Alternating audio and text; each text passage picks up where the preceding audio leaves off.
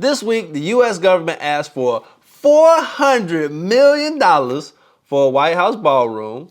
They admitted to spending $25 billion on a war nobody voted for. And a study just came out that said if you make $100,000 a year, you're considered lower middle class in 12 states. If your math ain't mathing right now, it's not you, it's the system. Let's talk about it. This is Journey to the Bag. This is Journey to the Bag. If this is your first time here, this channel is dedicated to talking about what's going on with money in the country, what you can do about it. No gloom and doom, just math and moves. My name is Rance Donovan Smith. Welcome. Today we're connecting 3 different stories that the news is treating like they're separate, but they're not. And by the end of this video, I'm gonna give you 5 concrete moves to help protect your bag while the government is out here just writing checks that the rest of us are funding. Story number 1, the White House is getting a brand new ballroom. 90,000 square feet, bulletproof glass, baby. Crystal chandeliers. It was originally pitched at $200 million, but by last December, that number ballooned to $400 million. Now here's where it gets interesting. The president said repeatedly that this project would be funded by private donors, no taxpayer money. But after this week, when there was a shooting at the White House Correspondents' Dinner, 3 U.S. senators came up with a bill saying that we're gonna put this on the taxpayers tab anyway. That's your money paying for a ballroom. What happened to the private donors? Well, they released the list back in October. It had Amazon on there, Meta, Google, Lockheed Martin, the Winklevoss twins, and a foreign steel company that after 2 days of announcing its donation, got its tariffs cut in half. That's weird. I'm not here to tell you who to vote for. I'm just pointing out something simple. When corporations that have billions of dollars in federal funding are paying for the president's vanity project, the people who are getting wealthier are not you. It's the people who own assets. So you don't want to just be a worker. You gotta be an owner. Story number 2. Pete Hegseth, the Secretary of Defense, got in front of Congress for the first time since the U.S. went to war with Iran in February. And the Pentagon's chief financial officer said the number out loud. He said $25 billion has been spent so far on the war. 2 months, $25 billion. Here's what the headlines aren't telling you. In a Senate hearing the very next day, Senator Richard Blumenthal got up and said, and I quote, that $25 billion is probably half or less than a quarter of the actual cost. The actual ask coming from Congress is closer to $100 billion. The 2027 defense budget is at $1.5 trillion. To put that in perspective, that's $4,500 per American.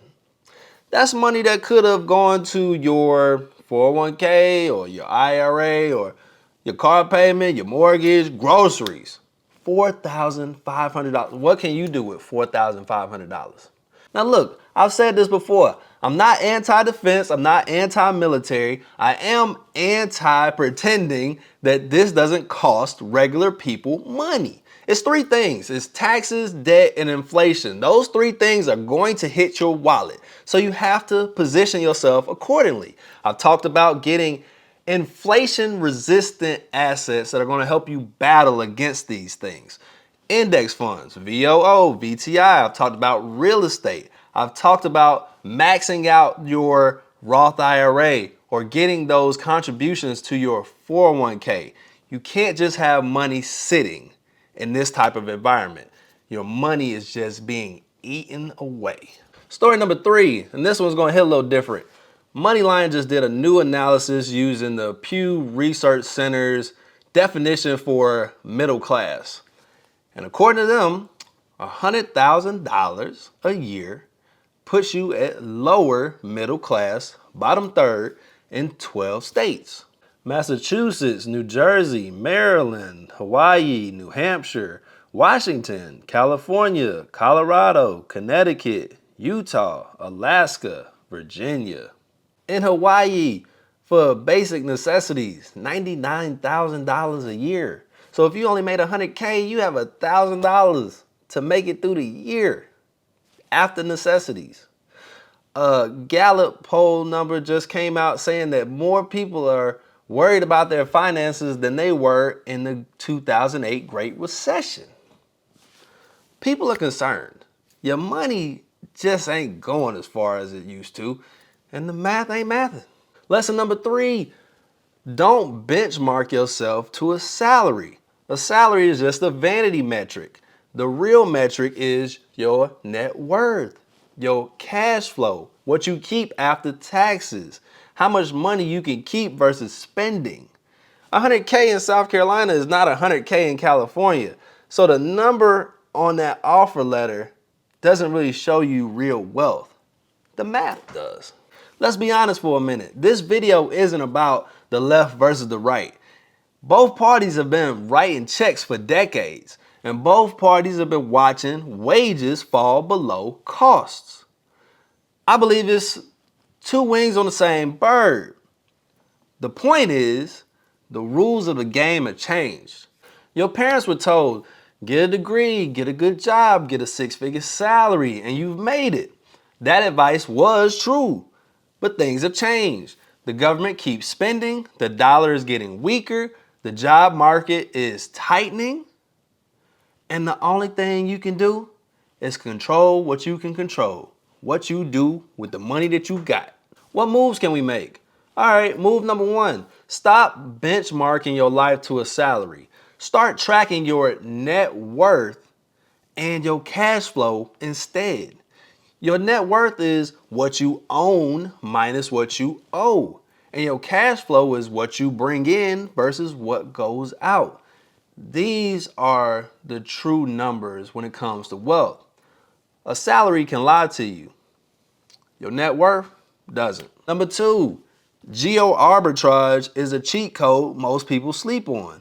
If you can work remote or move to a lower cost place and make the same amount of money, that is going to be your fastest wealth multiplier. Move number 3, your W-2 ain't enough anymore. You got to work a job, then have some other income lane, whether it's dividends coming from an asset that you own, cash flow coming from real estate, a side hustle, content creation, something. You got to find other ways to supplement your income. 4 ties into 3. You got to own inflation resistant assets, real estate, stocks, things that go up over time, appreciate over time to fight against the things that are eating away at your money. Look, the rich don't trade time for money.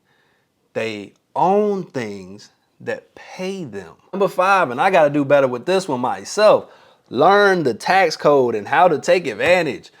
401ks, Roth IRAs, all that's great, but you got to get some assets. You got to get some real estate that allow you to deduct depreciation and expenses, get you a good accountant, a good tax person that can help you keep your money. So when you make that income from W-2 or you make that cash flow, more of it doesn't go to the IRS.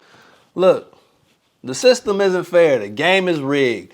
Those who have will continue to have. Those who have not will lose more. It's have versus have nots. I would suggest getting on the have side. Do your best to become an owner, not just a worker. And if this video helps, like that. Like it. Click the button. Subscribe. Share the video. This is Journey to the Bag, where we talk about money and what to do with it. And as always, the world is yours. I'll catch you on the next one. Peace.